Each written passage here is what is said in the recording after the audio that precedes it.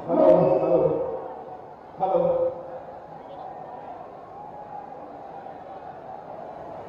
अब जिनके लिए आप इतने बेसब्री से इंतजार कर रहे थे, अनंतपुर साहिब की लोकसभा में उत्तर प्रदेश के माननीय मुख्यमंत्री योगी आदित्यनाथ जी का स्वागत करते हुए मैं उनसे आग्रह करती हूँ कि वो पहाड़ी की जनता को और अनंतपुर साहिब की जनता को अपनी वाणी से सिद्ध करिए कि हम अनंतपुर साहिब लोकसभा नहीं, पंजाब की पूरी 13 सीटों पर जीतने के लिए तैयार हैं।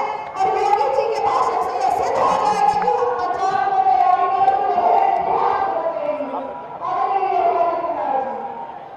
भारत माता की, भारत माता की, भारत माता की। वंदे वंदे वंदे। केंद्रीय मंत्री और पंजाब के प्रभारी श्री गजेंद्र सिंह शेखावत जी, लोकसभा के प्रभारी श्री केवल सिंह ढिल्लों जी, भारतीय जनता पार्टी के जिला के अध्यक्ष श्री संजीव वशिष्ठ जी, पूर्व सांसद और राजस्थान से विधायक श्री महंत योगी बालकनाथ जी, राज्यसभा कोषाध्यक्ष सुखविंदर सिंह गोल्डी जी, राष्ट्रीय कार्यकारिणी सदस्य श्रीमती अमनजीत रामू वालिया जी, भारतीय जनता पार्टी के हमारे सभी पदाधिकारीगण, भारी संख्या में उपस्थित मेरे सभी आनंदपुर साहिब से जुड़े हुए सभी बहन और भाइयों, मैं पहले माता नैना की इस पावन धरा को गुरु तेग बहादुर जी महाराज जो सनातन की ढाल थे, दसम गुरु गोविंद सिंह जी महाराज जिन्होंने खालसा पंथ की स्थापना की थी और खालसा पंथ के सृजन स्थल तख्त श्री केसगढ़ साहिब जी को कोटि कोटि नमन करते हुए आप सबका मैं हृदय से अभिनंदन करता हूं, स्वागत करता हूं। बहनों और भाइयों,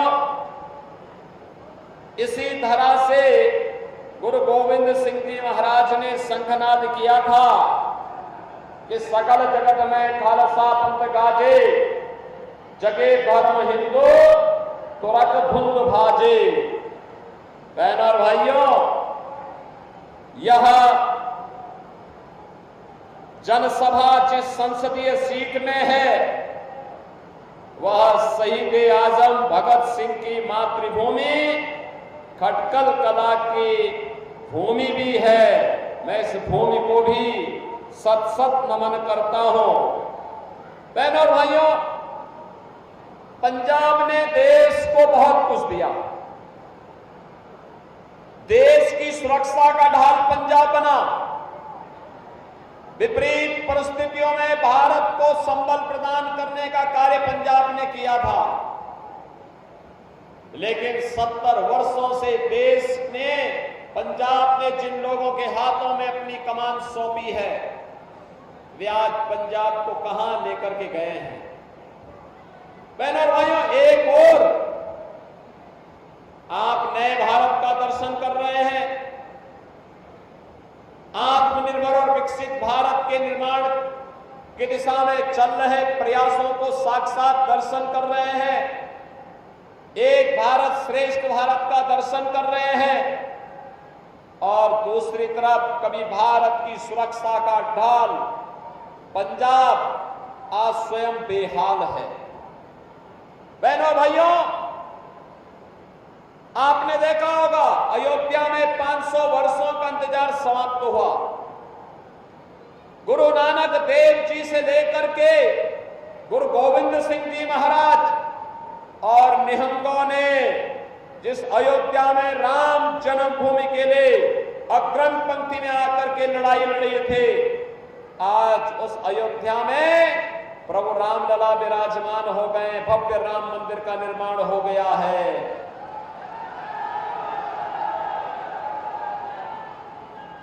अयोध्या में राम मंदिर निर्माण होने के उपरांत बहनों और भाइयों, गुरु गोविंद सिंह जी महाराज ने तो राम अवतार पर ही पूरा एक सर्ग लिखा था। भगवान राम के प्रति कितनी आस्था थी, यह शब्दों में व्यक्त नहीं किया जा सकता। एक तरफ भारतीय जनता पार्टी मोदी जी के नेतृत्व में विरासत को सम्मान दे रही है, भारत का सम्मान दुनिया के अंदर बढ़ा रही है, भारत की सुरक्षा व्यवस्था को मजबूती प्रदान कर रही है। आज आप देख रहे होंगे, दुनिया में कहीं कोई संकट आता है तो दुनिया भारत की ओर देखती है, मोदी जी की ओर देखती है। बहनों और भाइयों, याद करिए कांग्रेस की सरकार के समय जब सीमाओं से घुसपैठ होती थी, सीमाएं सुरक्षित नहीं थी, आतंकवाद और नक्सलवाद सिर चढ़ करके बोल रहा था, और जब हम लोग बोलते थे सरकार से कि जगह जगह विस्फोट, कभी दिल्ली में, कभी मुंबई में, कभी अयोध्या में, कभी काशी में, देश के अलग अलग कोनों में विस्फोट होते थे, हम कहते थे आतंकवाद से निपटो, तो कांग्रेस नेतृत्व की सरकार कहती थी कि आतंकवाद तो सीमा पार से है। बहनों और भाइयों, सीमा पार के आतंकवाद के सामने घुटना टेकने वाली कांग्रेस नेतृत्व की सरकार आज उसको जनता जनार्दन के सामने जाने का कोई अधिकार नहीं है। आपने देखा होगा मोदी जी के नेतृत्व में 10 वर्षों में आतंकवाद समाप्त हुआ। अब तो कहीं आतिशबाजी भी आप करते होंगे, तो बहनों और भाइयों, आतिशबाजी करते समय अगर पटाखा जोर से फट जाए तो पाकिस्तान पहले सफाई देता, कहता साहब मेरा हाथ नहीं है, क्योंकि इसे मालूम है ये नया भारत है, छेड़ेगा नहीं, लेकिन अगर कोई छेड़ेगा तो उसको छोड़ेगा भी नहीं। आज भयभीत है, भारत की ताकत से घबराया हुआ है, और इसलिए यूएन में जाके कहता है साहब भारत तो पाकिस्तान के अंदर घुस करके मार रहा है, हमारी जान बचाओ। आज पाकिस्तान ऐसे ही गिड़गिड़ा रहा है जैसे यूपी के माफिया आज गिड़गिड़ा के कहते हैं कि साहब एक बार जान बख्श दो। बस यूपी के माफिया जैसे कहते हैं साहब जान बख्श दो एक बार, बस गले में तख्ती लटका के जाते हैं थाने में, कहते हैं साहब जान बख्श दो, थैली लगा के पेट भर दूंगा, लेकिन किसी के साथ अब अन्याय और शोषण नहीं करूंगा। बहनों और भाइयों, आज भारत अपने नागरिकों को सुरक्षा दे रहा है मोदी जी के नेतृत्व में। विकास के बड़े बड़े कार्य हो रहे हैं, 4 लेन, 6 लेन, 12 लेन के हाईवे बन रहे हैं। ट्रेन केवल अब मीटर गेज नहीं है, अब तो ब्रॉड गेज की है, बुलेट स्पीड से चलने वाली ट्रेन है, वंदे भारत, अमृत भारत, नमो भारत के रूप में ट्रेन की सुविधा है। आईआईटी है, आईएम है, IIIT है, NIT है, वर्ल्ड क्लास यूनिवर्सिटी है, और साथ साथ शुद्ध पेयजल की आपूर्ति के लिए मोदी जी ने घोषणा की है, हर घर नल पहुंचाएंगे, शुद्ध पेयजल की आपूर्ति हर नागरिक को पहुंचाने का काम करेंगे।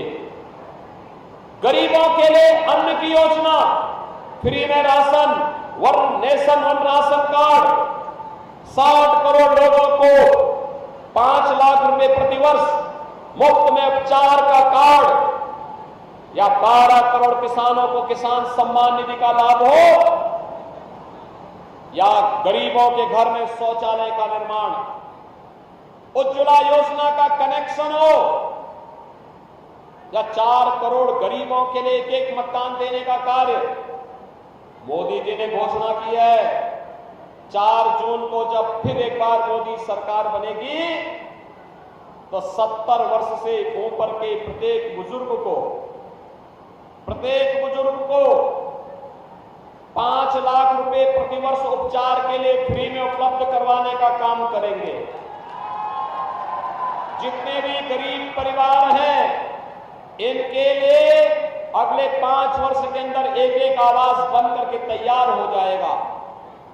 एक तरफ सम्मान भी है, सुरक्षा भी है, विकास भी है और अयोध्या में रामलला का भव्य मंदिर का निर्माण भी है, तो करतारपुर साहिब का कॉरिडोर भी है।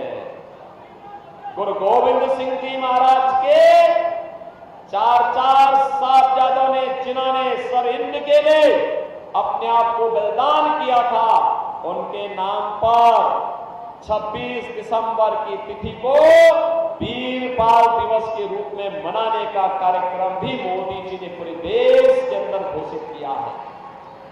एक तरफ मोदी जी के नेतृत्व में नए भारत में सब हो रहा है और दूसरी तरफ बहनों और भाइयों कांग्रेस और आम आदमी पार्टी का ये गठबंधन, दिल्ली में दोनों एक दूसरे को पानी पी करके गाली दे रहे हैं।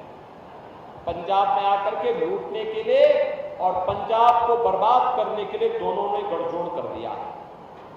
बहनों और भाइयों, मैं तो केवल आपसे कहने के लिए आया हूं, ये कांग्रेस और आम आदमी पार्टी का जो गठबंधन है पंजाब में, ये पंजाब को पुराने दौर में ले जाने की कुछ सी चेष्टा का हिस्सा है।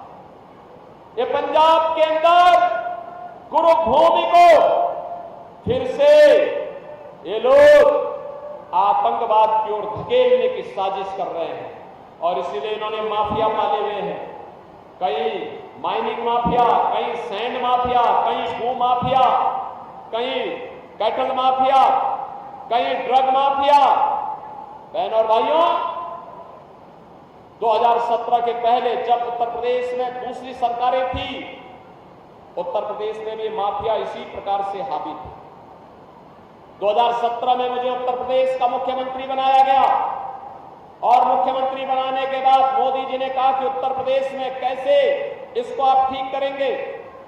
बहुत बड़ी चुनौती है क्योंकि 25 करोड़ की आबादी का राज्य, वहां पर पहले सिखों के खिलाफ दंगा होता था सहारनपुर में, इसी प्रकार से जगह जगह दंगे होते थे, हर तीसरे दिन एक दंगा होता था। बहनों और भाइयों, 7 वर्ष में आपने देखा होगा आज तो पंजाब के ढेर सारे ट्रांसपोर्टर यूपी होते हुए जाते होंगे। आज आप देखते होंगे यूपी में कोई वसूली नहीं होती उनसे, कोई लूटपाट नहीं होती उनसे, यूपी में दंगे समाप्त और माफिया भी यूपी की मिट्टी में मिल गए। अब यूपी में माफिया नहीं, अब यूपी में महोत्सव होता है। गुरु नानक देव जी का प्रकाशोत्सव, गुरु तेग बहादुर जी का बलिदानी दिवस, वीर बाल दिवस, जन्माष्टमी, शिवरात्रि, दीपोत्सव, देव दीपावली, रंगोत्सव, ये आज यूपी की पहचान बन गई है।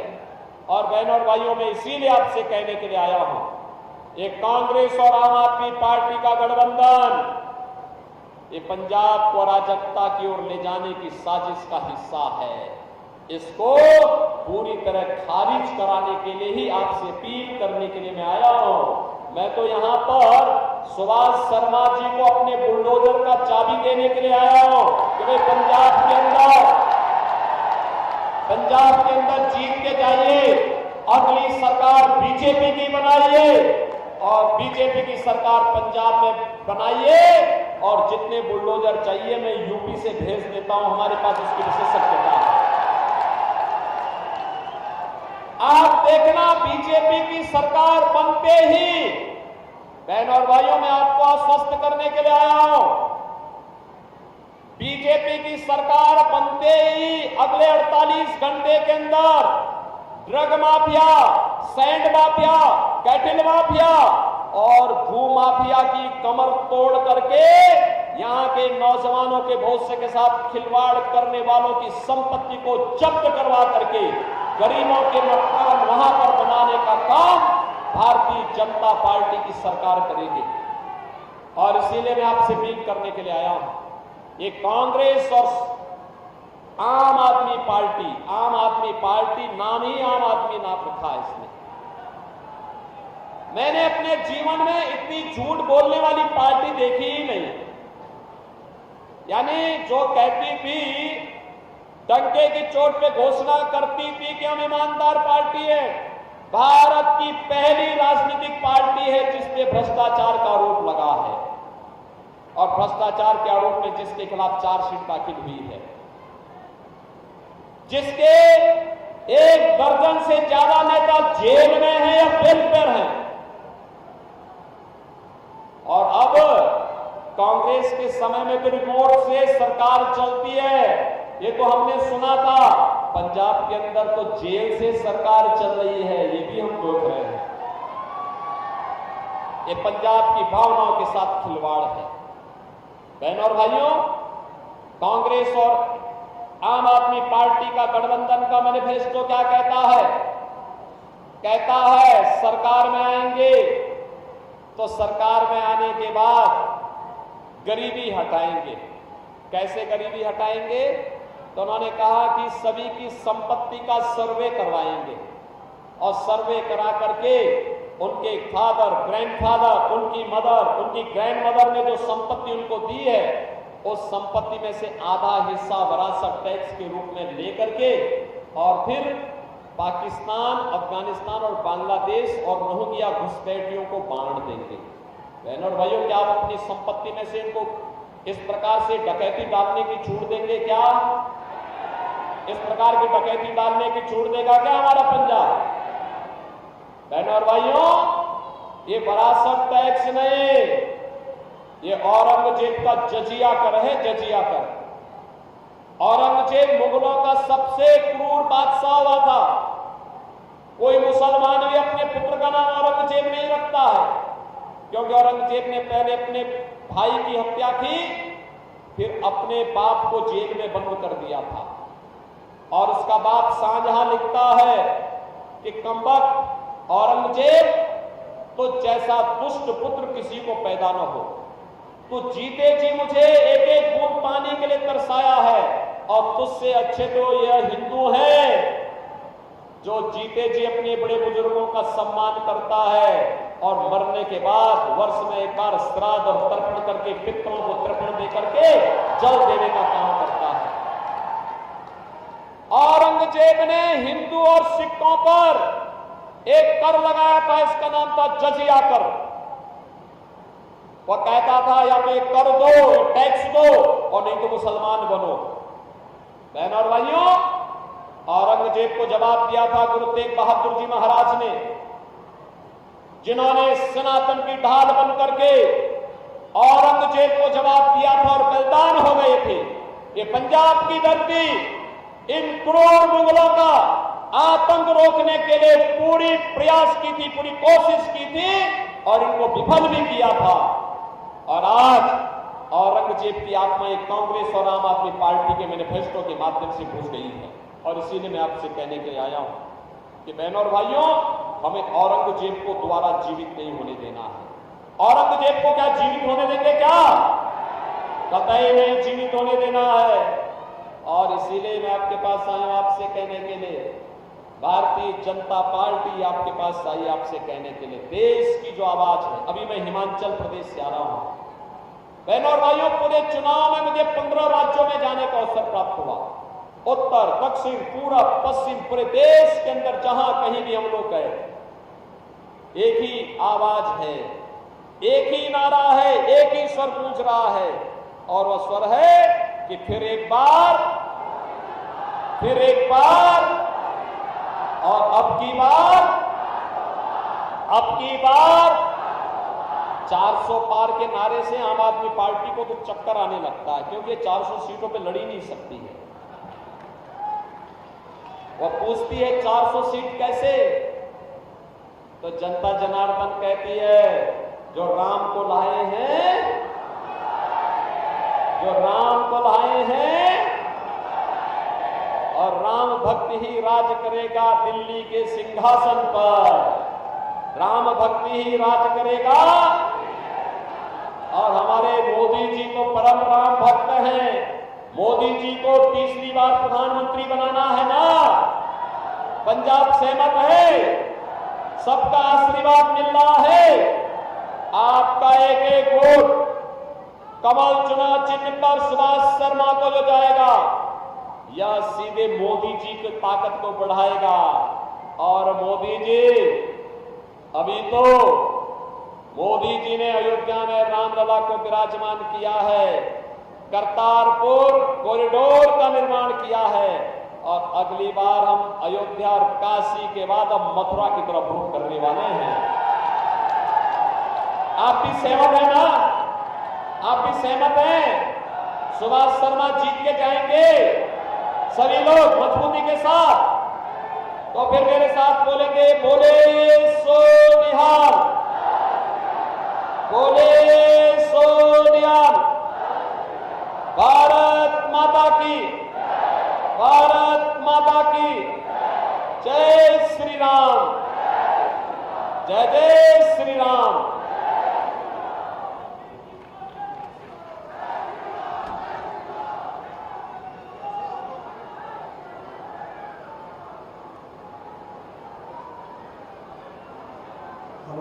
बहुत बहुत धन्यवाद योगी आदित्यनाथ जी का मंडल में स्वागत है, जो कि पूरे लीडर सहयोग